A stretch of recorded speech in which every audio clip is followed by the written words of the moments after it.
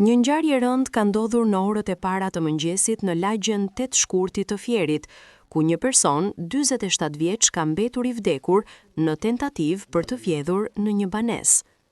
Personi që humbi jetën është identifikuar si Ilir Zarka dhe është gjetur nga banor të lagjes i ngecur në kornizën e xhamit të derës kryesore të banesës, ku me sa duket ka tentuar për të futur.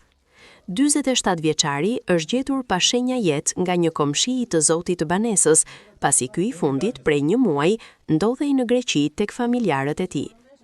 Vëllai i pronarit të banesës tregon ngjarjen që i kushtoi jetën 47 vjeçarit Ilir Zarka.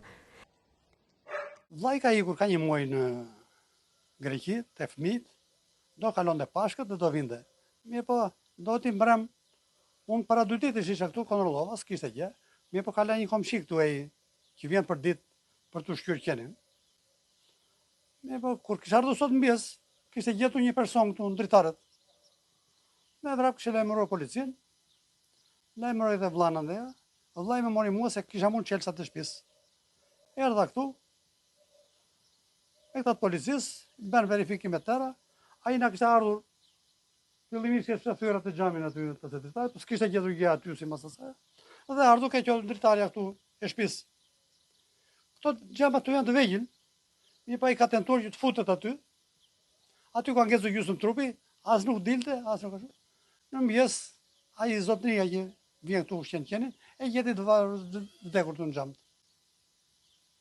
Kjo është një zonë që njihet për vjedhje apo nuk ka? Po unë nuk jetoj këtu, prandaj.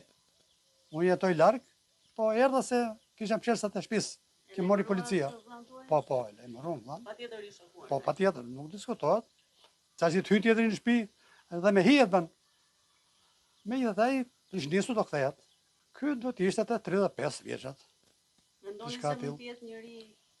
Nuk di gjë, nuk njoh fare këtu në zonë jam. Nuk e di. Policia më pyeti, ishte fytyrë pa parë, ishte me kapuç, i rregull tamam me doreza. I përgatitur për vjedhje. Po, i përgatitur për vjedhje. Sa kaq policia e Fierit ka nisur hetimet për zbardhjen e plotë të kësaj ngjarje dhe shkaqet zyrtare që e çuan 47 vjeçarin në humbjen e jetës.